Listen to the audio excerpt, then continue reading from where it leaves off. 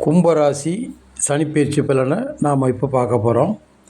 விசுவாவசு வருடம் மாசி மாதம் 22ஆம் தேதி வெள்ளிக்கிழமை அன்று காலை 8:26க்கு கும்பத்திலிருந்து மீனத்திற்கு சனி பகவான் செல்கின்றார்.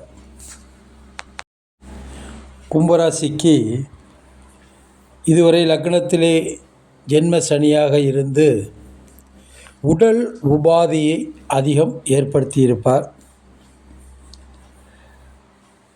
உறக்கம் இல்லாமை, கெட்ட கெட்ட கனவுகள், இதெல்லாம் நிறைய கொடுத்துருப்பார் அவர்.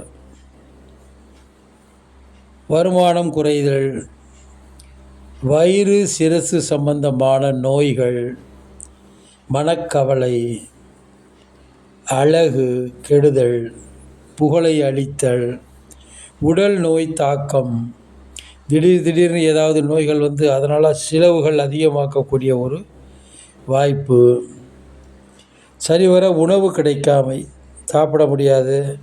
அப்படியே சாப்பாடு இருந்தாலும் நமக்கு ருசியான சாப்பாடு கிடைக்க விட மாட்டார். தூக்கம் வராது, ராத்திரியில் படுத்த தூக்கம் வராது, புரண்டு படுப்பது, மன நிம்மதி முற்றிலும் போயிடும். அந்த மாதிரி இருக்கக்கூடிய ஒரு வாய்ப்பு.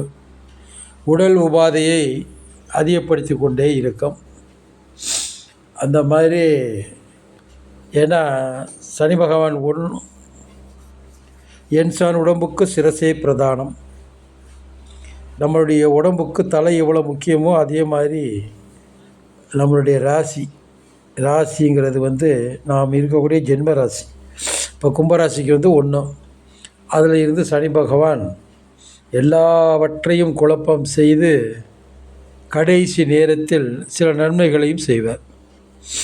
இடம், வண்டி வாகனம், பொருள் சேர்க்கை, இது போன்ற சில விஷயங்களையும் அவர் நமக்கு அழைத்திடுவார். இப்போ கும்பராசிக்கு 2ஆம் இடத்திற்கு அவர் செல்கின்றார்.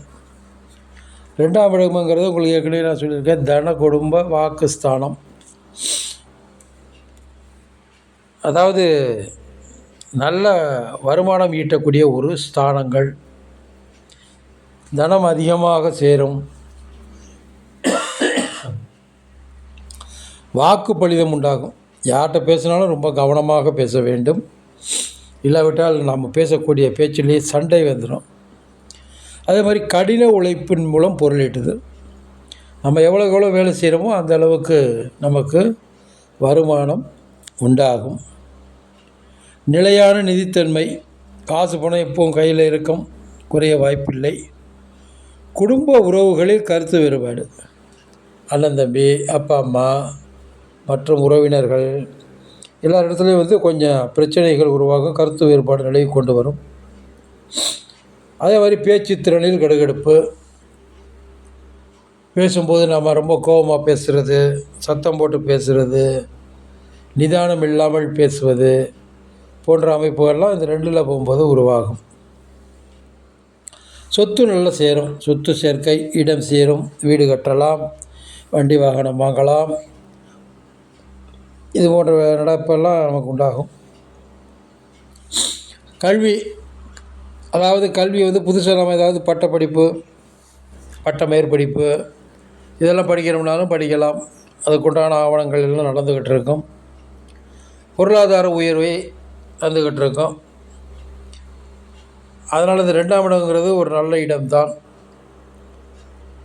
கும்பராசிக்கு தனஸ்தானம் என்று சொல்லக்கூடிய அந்த ஸ்தானத்தில் போய் சனி பகவான் அமரும்போது, ராசியாதிபதியே அங்கே போய் அமரும்போது நல்ல ஒரு சிறப்பான வருமானத்தை ஈட்டி கொடுப்பார். ஆனால் மிகவும் கவனம், எச்சரிக்கையாக இருக்க வேண்டும். சனிக்கிழமை தோறும் விரதம் இருந்து காக்கைக்கு அன்னமிடுதல் வேண்டும். சனீஸ்வரன் பகவான் கோயிலுக்கு சென்று எள் தீபம் இடுதல், சிவபெருமானை வணங்கி வருதல், ஆஞ்சநேயரை வணங்குதல், வடை மாலை, வெத்தலை மாலை இதுகளெல்லாம் நம்ம போடலாம். குடும்பத்தில் மனைவியிடத்தில் மிகவும் அன்பாக நடந்து கொள்ள வேண்டும். இல்லாவிட்டால் சண்டை சச்சரவுகள் அதிகமாக வந்துவிடும். இப்படியாக இந்த 2.5 ஆண்டு காலம் சென்று கொண்டிருக்கும்.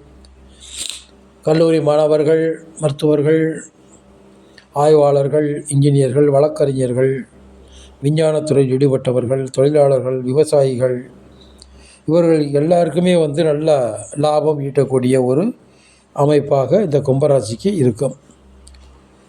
இரண்டாம் சுற்று வரும்பொழுது பொங்கு சனிமாக நிறைய வருமானம் ஈட்டக்கூடிய ஒரு அமைப்பும் இதில் உண்டாகலாம். எனவே வார்த்தையை சரியான முறையில் பயன்படுத்தி வெற்றி காண்பது அவசியமானது. எனவே சனி ஹோரையை நாம் தவிர்த்து செயல்படுவது மிக மிக நல்லது. வணக்கம்.